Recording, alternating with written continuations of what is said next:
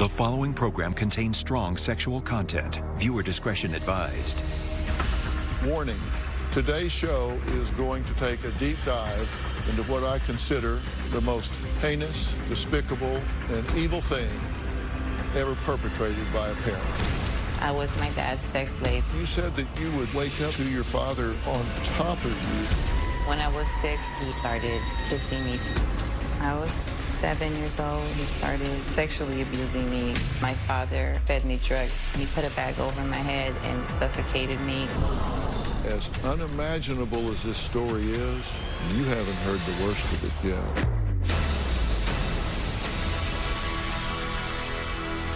Meet Tatiana. Now, Tatiana left Brazil and moved to America at just 6 years old to live with her parents. Almost immediately, her father began forcing her to do drugs so he could sexually abuse her and beat her feet black and blue with a bat. At 12 years old, Tatiana's father pulled her out of school and sexually assaulted her every single day. He installed security cameras and motion sensors around their home, making it impossible for her to escape. She says she was terrorized by her father, who regularly threatened to kill her if she ever told anyone about the abuse. But then at 25, after 19 years of torture, she was finally rescued. Take a look. Right now, I'm broken, confused, and I don't know if I can live a normal life. I was sexually, physically, emotionally abused by my biological father, Gandolfo Tibes. I was abused for 19 years. I was my dad's sex slave. Anything he wanted, I had to do. A lot of these pictures, I'm smiling, but I'm dying inside. From when I was 6, he started kissing me down there and touching me down there. He would tell me not to tell, and he would ask me if it felt good. My father was a karate instructor. He would sexually abuse me in the studio. My mom was not there. She was a nanny. She did odd jobs, cleaning houses. When my mom was off to work, that's when he would come and prey on me. My dad made me lure men to the house to have sex with me so he could watch. When I was about 15 years old, it became routine. But the times that I would not bring men back, he would beat me up and say that I was lying, that I didn't try. Not only was he sexually abusing me, he was physically abusing me, hitting me with baseball bats, anything he could grab, even extension cords. He would grab my feet and just smack it like that, bam. My knees were bruised, and I was bedridden for days. I couldn't walk at all. Out of nowhere, I would wake up just blows to the head, to the body. He was paranoid. My father was on drugs the majority of the time that he abused me. My father fed me drugs from 6 years old. He introduced me to alcohol, marijuana at the age of 8, cocaine at 10. I was a prisoner, and he watched me 24/7. The abuse got worse when he pulled me out of school, and I wasn't even really allowed outside the house. My dad installed surveillance cameras inside the house. He had alarms as well, and dogs. We had about 7 Rottweilers at one point. He had sensors under the bed, so I wouldn't be able to leave at all at night. I couldn't even go to the bathroom at night. I had to use the bucket next to the bed. I had to wake him up and tell him I had to go use the restroom, but that was rare because I did not want to wake him up, because it's like waking up the beast. On a day-to-day basis, I would have to cook, clean, basically living like his wife. I never tried to escape. I wish I did. He threatened to kill me. Plenty of times I contemplated hurting him, but I was just so scared of the unknown, and I just gave in. Well, Tatiana, I'm very, very glad you're here. And rest assured, I'm not going to ask you any details that embarrass you here. And I just want to say that while I'm glad to meet you, I'm just really sorry for the circumstance. My question, in looking back on this, how do you think your father was able to keep this a secret from the world for so many years? I have no idea. He just was very personable. He's very smart. He's read a lot of books. This got to the point that he was performing like 10 sex acts a week. I mean, this was an intense assault pattern on you, correct? That is correct. And the earliest remembrances you have of this were at what age? 6 years old, that one picture that I gave you guys, me holding the doll. And at 6, you know, you say that he would kiss you, he would touch your privates, but it wasn't long after that that, in addition to that being inappropriate, wrong, and humiliating, things began to get very painful, correct? Because he began to violate your body in that way. Very correct. When was that, and what happened then? I was 7 years old, 8 years old. He started sexually abusing me. And he started giving you drugs. What did you think about that? Did it scare you when you started getting fuzzy? It scared me a lot when I started getting fuzzy, and I remember several occasions exactly not knowing what was going to happen afterwards. You said that you would wake up sometimes to your father on top of you, and you know, it's just something that makes it difficult for me to use that word, father. This man on top of you, just beating you. You're asleep, you wake up, and he's just beating you. Was there any sense of why? No, I have no idea. For whatever reasons, he came up with his own reasons as to why he was beating me up like that and waking me up like that, and it was all through his paranoia.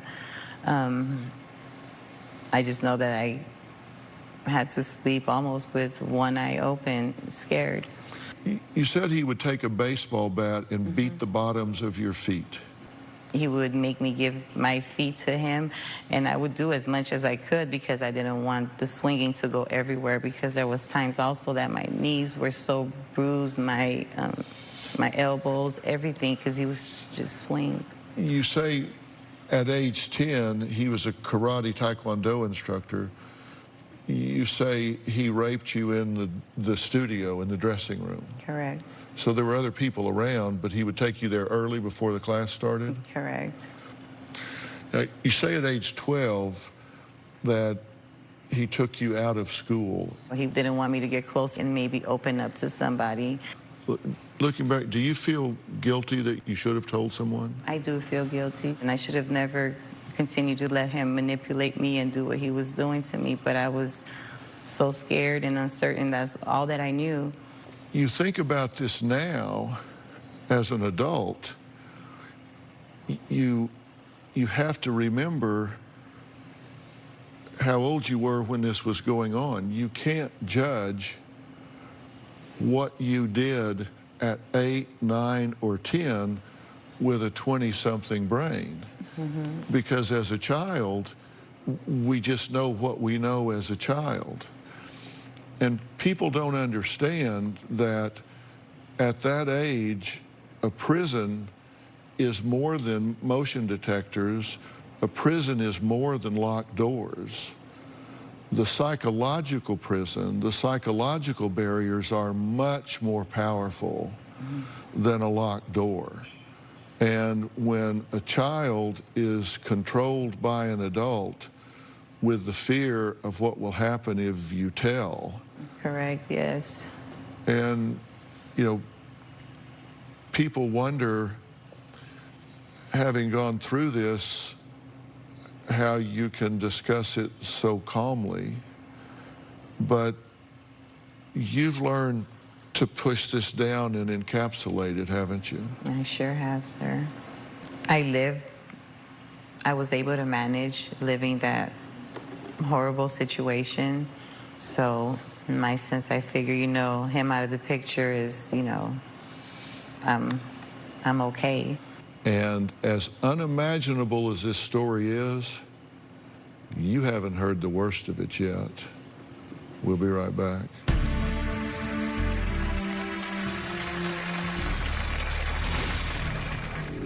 Did you pretend you were a Yeah. family? What did you do? Pretend I was a family, trying to be nice, always be on his good side. Even having sex, I would just let him have his way, get it over with, and go on about my day.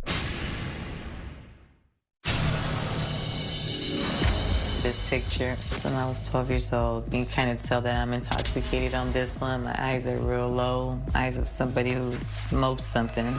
He was already abusing me without the heavy drugs, so he was just doing it because he could abuse me more. I would hate it when he would get the drugs, I tell you that much, because then it would be like so much longer that I would have to endure it. My father was a drug addict. The abuse would be more when he was on drugs. It would be a week or all night abuse. For nearly 19 years, Tatiana was held captive, forced to take drugs, brutally beaten, and sexually abused by her father. But there's more to it than that. As a result of my father sexually abusing me, I was pregnant a total of 4 times with 1 abortion. I have 3 children with my father. I was 16 years old when I became pregnant with my first daughter. I was 21 years old when I was pregnant with my second daughter, 24 years old with my third daughter. He used to mark down my period cycles, and I was late. I was shocked, and I was happy, but I was confused as well. When I gave birth to my first child, it was very scary. It was intense. They asked who the father was. I said I didn't know. The sexual abuse continued during the pregnancies. He raped me, but he would not beat me as much. I would still get beat. I would still get my hair pulled. I would still get smacked. One time when I was pregnant with my youngest daughter, I was about 7 months pregnant, and he tied my hands behind a chair, put a bag over my head, and just suffocated me. I felt like I died, and I came back. My first daughter was born. She was like, you know, my little angel. I just wanted to protect her. She was just my little friend because I had nobody. So all I did was, you know, play with her. I was really happy, but yet I was really sad because I didn't know what was gonna, you know, become of us.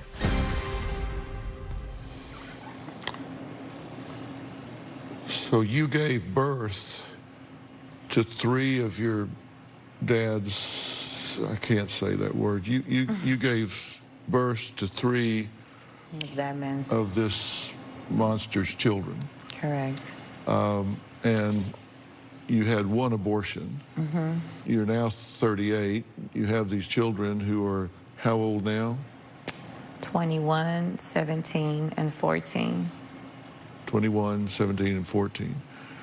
And you say that having a child gave you purpose. That's right. Gave you purpose to exist, survive, get through this. How did it change when you had a child?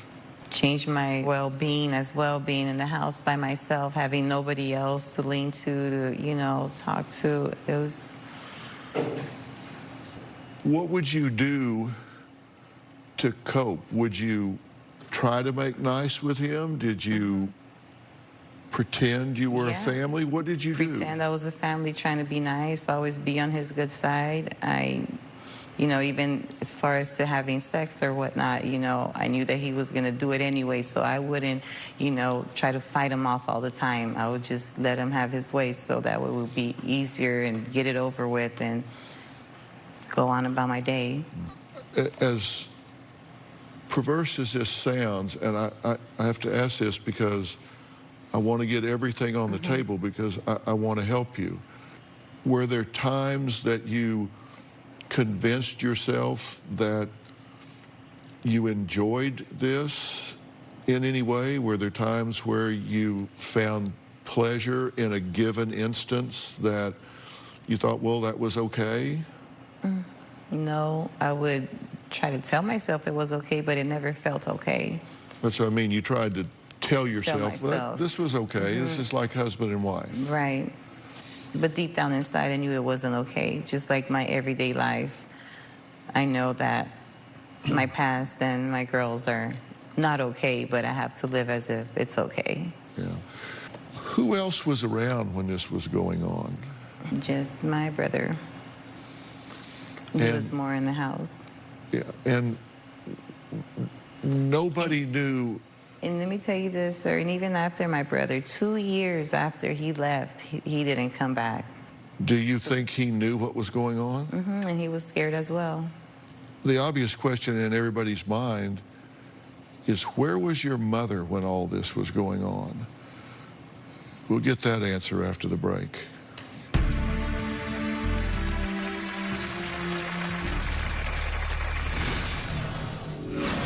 You had 3 children with him. They got to the age where he started abusing you. Correct. Did he hurt them? This is our house. From 14 to 25, this is where I lived. If those walls could talk, they would say a lot. One day, my father just stabbed me so hard in my hand that it almost went all the way through, and I still have nerve damage on that hand to this day. He would tase me as well when I was around 14, 15. He did it like 5 times. He was taunting me, I'm gonna do it, I'm gonna do it. I was really scared. Well, Tatiana says in order to cope with her father's constant abuse, she tried to convince herself that they were in love, this was normal, there was some way to just live with this as though it was okay. Knowing deep down inside it wasn't okay, but she would try in her mind to accommodate, to adapt to it in some way. Where was your mother when all this was going on? My mom worked a lot, and that she still does. She's a worker. And she was gone most of the time. And she worked, what was her job? She used to house sit, dog sit. In the beginning, she was doing odd jobs. And then she was a caregiver. She turned her profession into being a caregiver, and she was gone. So she would take care of those that were bedridden, and she would be gone sometimes 24/7, days at a time, right? 24/7, yeah, at one point. But did she have no idea this was going on? No, sir. And everybody asked me, you know, even if she were to had asked me, I would have said no. That's not going on. You know, my mom was abused by him as well. And, you know, I don't know, sir.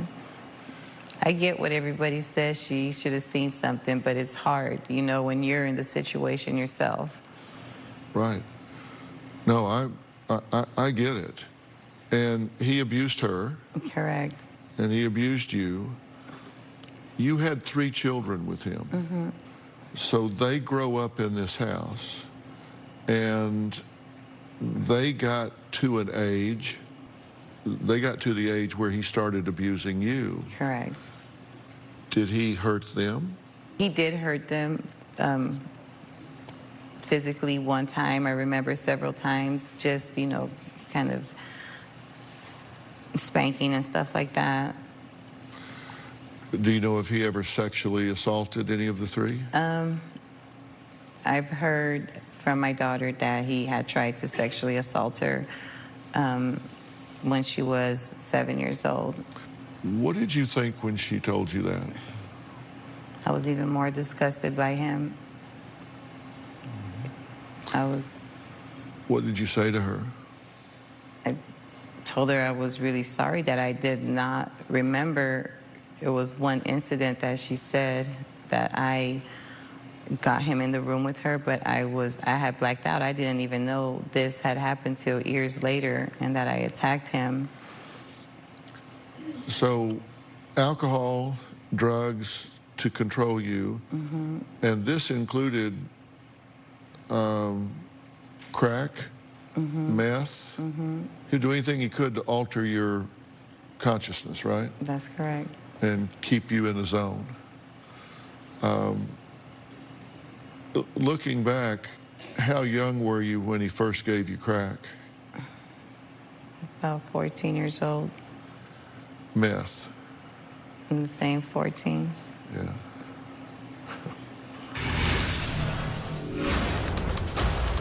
How do you feel seeing that? I've never seen that footage before. Is it good to see him shackled? I'm in shock right now.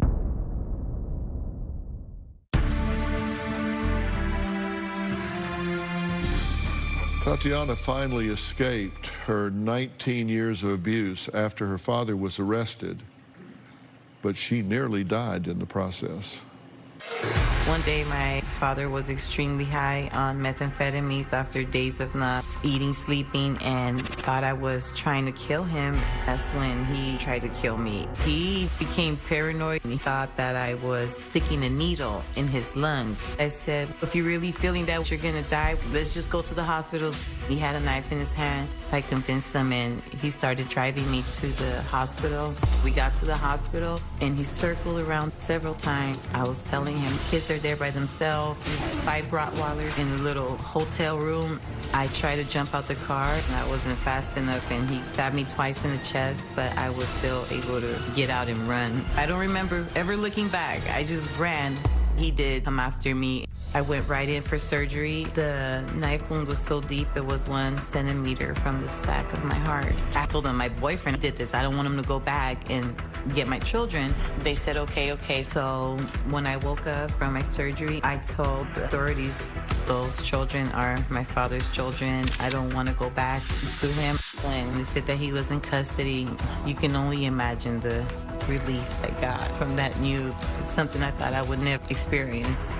It was a rebirth. I call that my born again day because I almost died. Not only I almost died, I was free. How do you feel seeing that? Oh my God, I'd never seen that footage before. I'm in shock right now. Wow. What do you think as you look at that?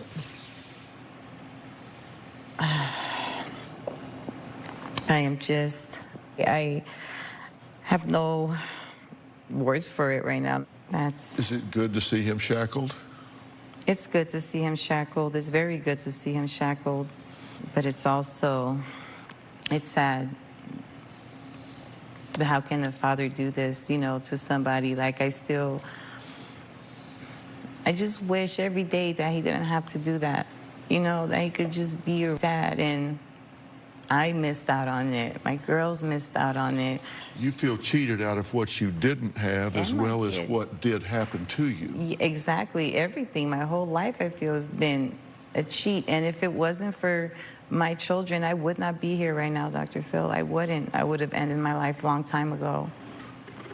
Are you glad that you have survived? I am super glad that I survived, yes. But I know I have a whole lot more surviving to do. What if I told you that some things were going to happen today that were going to change your life? Well, are they good things or bad things? It all depends. Sorry. No, I would expect you to check all the boxes off all the possibilities, given who you are. Good things. Good. I would be super happy. Well, Tatiana's father chose to represent himself in court, and to this day has never admitted he did anything wrong. So where do you go from here? What does she do? He's in prison, she's not. Is she free? Or is he still controlling her? We'll talk about that when we come back.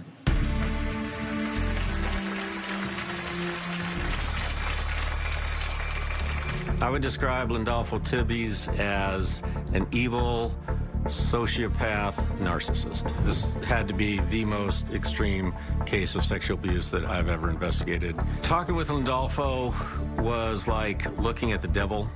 The hair on the back of my neck stood up. At my dad's trial, I testified. It was horrible. I hated it because I had not spoken with him since he stabbed me. During the trial, having to hear his voice, it was nerve-wracking. And then to top it off, he was representing himself, and it was like he was having a conversation with me. It was really disgusting. I remember that he asked, so you're gonna tell me you did not have a good childhood, a good upbringing. And that pissed me off. He said, you know, you had the opportunity per se to speak out about what happened, and you never did. Well, in a unanimous decision, a jury found Tatiana's father, Lindolfo Tebez, guilty of forcible rape, sodomy, and inflicting great bodily harm on Tatiana.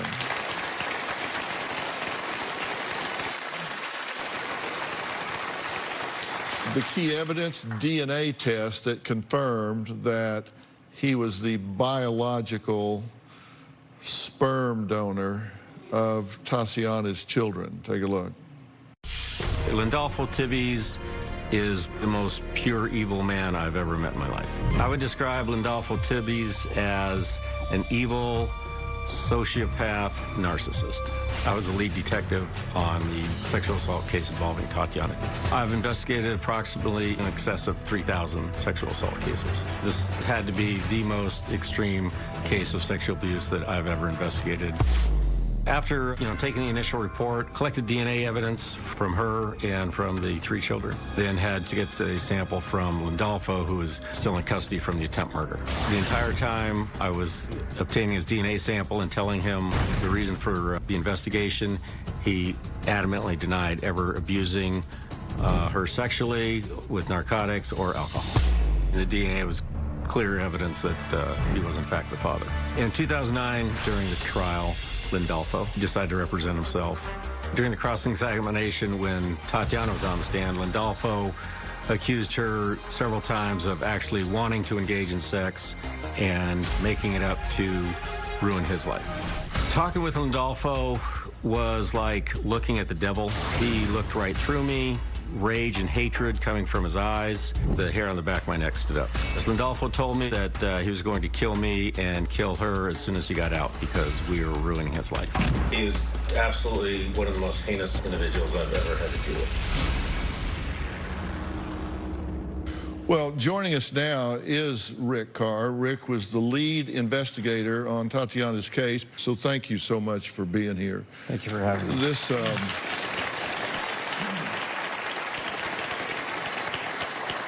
you spent the time investigating this, questioning him, and it sent chills down your spine. You're probably the only other person on the planet that can imagine what she went through because you dealt with this guy. It had to just be horrific. It was unbelievable, and the one thing that always stuck out in my mind was just how courageous she was from the first moment I met her till the sentencing. She was unbelievably brave, just as she's being here today. And of 30 years of police work, the most courageous victim I've ever met. Yeah. Now, when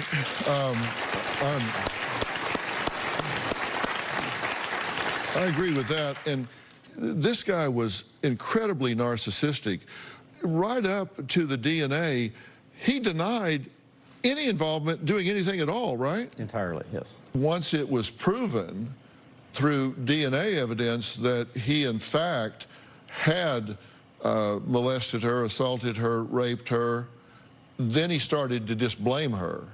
She wanted this. She wanted it. She basically sexually assaulted him. Yeah. Now, he turned down a plea deal, right? What was the story on this? I believe the initial offer from the district attorney's office was a 30-year sentence, which he turned down.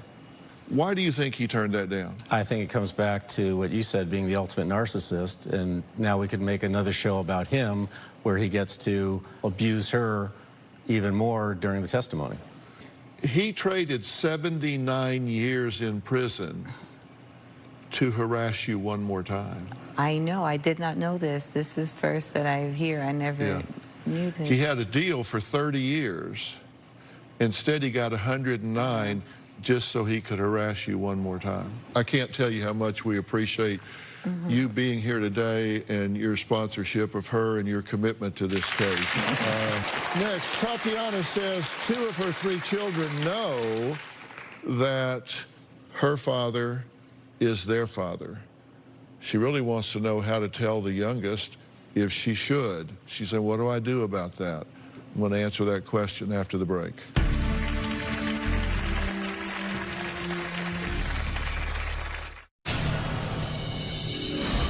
In the past, I've dated men that hit me, pushed me, verbally abused me. I take so much abuse from other men because in my mind, no abuse will ever amount to the abuse that I already been through. By somebody treating me wrong, or even hitting me, it's not gonna compare. And I even told my current significant other right now, the only way you could ever really hurt me would be if you cut a limb or you kill me, because my father's done it all. Well, after being held prisoner and physically and sexually abused for 19 years, every day, by her father, Tatiana says it's still a struggle. I want to talk about two things.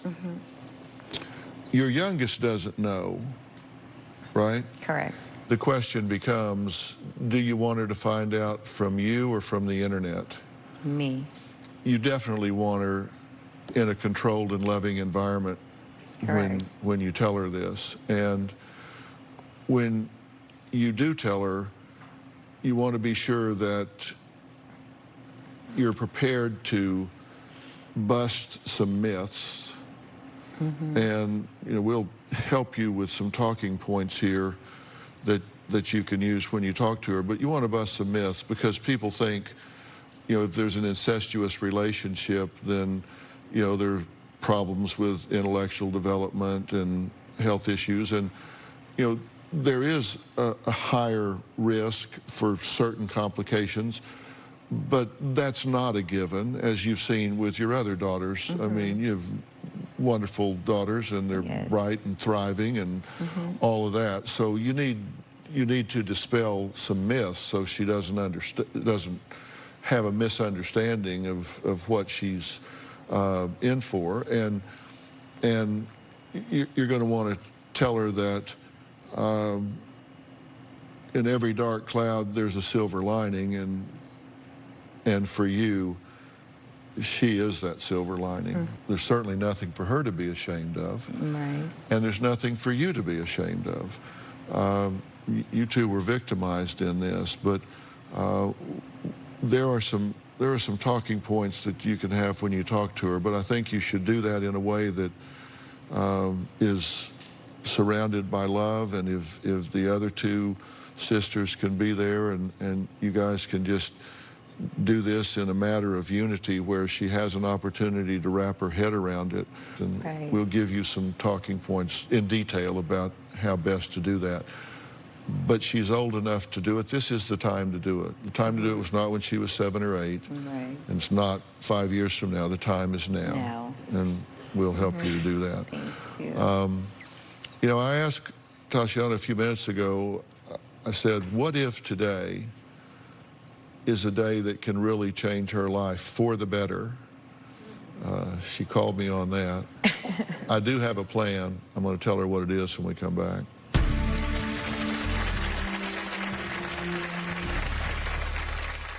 Tatiana, I said, are you really free of him? You really aren't.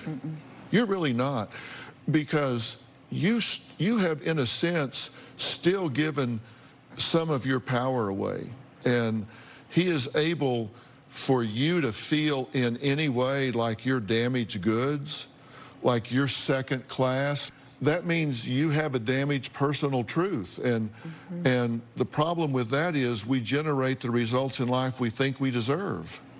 I see open wounds in you that aren't healed yet. People ask me sometimes where I learn things I learn and get counsel. I read a book one time that's the most powerful book I've ever read, and it's Man's Search for Meaning by Viktor Frankl. And Viktor Frankl is a Jewish psychiatrist that was a prisoner of war, and he wrote about those experiences, and he said, They controlled whether I lived or died every day. They controlled whether I sat or stood, whether I ate or starved. They controlled every aspect of my life but one. They couldn't control the attitude I took about it. Mm-hmm. They couldn't control my spirit. They couldn't control my mind. And what attitude I took about it was, I'm going to survive because I must create meaning to this suffering. And that's why the title of the book is Man's Search for Meaning. Your job is to find the meaning. Why did this happen to you? How can you use this in the world? You're using your life right now, because there are women right now that are trapped in situations, probably not as egregious as yours, but trapped in situations that will say, I do need to reach out. I do need to tell someone. You are saving thousands of women's lives as you sit there in this chair right now. I hope so. I sure hope so, Dr. Phil. I do. I do. But you cannot give away what you don't have. You have to take care of yourself first. I want to introduce you to somebody that's on Polycom. He's a dear, dear friend of mine.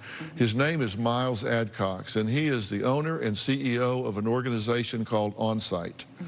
Now, OnSite is a place that does intensive workshops for people that have been through trauma to help them with self-worth and self-esteem and mental health issues. And it's the most beautiful campus you've ever seen in your life. The only problem with it is people don't want to leave once they get there. And Miles is the creator, and he runs this organization. Miles, how are you doing today? I'm doing really well. Honored to be here, Dr. Phil. Well, thank you for joining us. You've been listening to our conversation the whole way. Can you help us with this precious woman? Not only can I, Tatiana, I'm honored to, honestly. I am fortunate I get to represent some of the brightest trauma practitioners in the country at my place, but I need to tell you, they're sophisticated clinicians, but they're humans first. And we obsess about curating safety, emotional safety and psychological safety here. And I don't know that I've ever met a human more deserving of having that feeling, maybe for the first time, to be seen, to be heard, to be valued, to be loved, to be respected, and unpack a lot of that baggage you've been carrying too long that's not yours. I can't wait to welcome you here. Thank you. You're offering this to you, and I want you to take that help. Will you take that help? I will definitely do so. Thank you so much. All right. Now, I also want to add my dear friend who's going to work with OnSite, because when you get out of there, this is Coach Mike Baer right here. And Coach Mike Baer is a life coach. He is really experienced and beloved by his clients. He works with A-list celebrities, everyday people, and he focuses on helping clients break patterns in their lives and in a real action-oriented way. And what we want to do is get you a life coach that is elbow to elbow, shoulder to shoulder with you to say, I'm going to change my walk in this world. We're going to make different choices. Maybe it's different career, different, whatever it is, but you're going to have a personal life coach that walks you every step of the way and starts putting your life together the way you deserve for it to be. And Mike, tell her what we're talking about here. Is you deserve to have the biggest, best life possible. And so what we're going to do is we're going to look at all the things you were lacking: education, parenting classes so you don't recreate anything amongst your kids, intimacy courses, and we'll develop and devise a plan so that you get the life that you truly deserve. Thank you so much. You know, Mike he's not a life coach, he's the life coach. He has a new book called Best Self, Be You Only Better.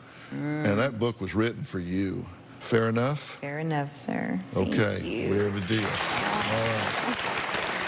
I want to thank all of my guests today. A very special thanks to Rick Carr and Coach Mike Baer. And Miles, thank you for changing your schedule and joining us today from OnSite. All the rest of you, we'll see you next time. Thanks so much.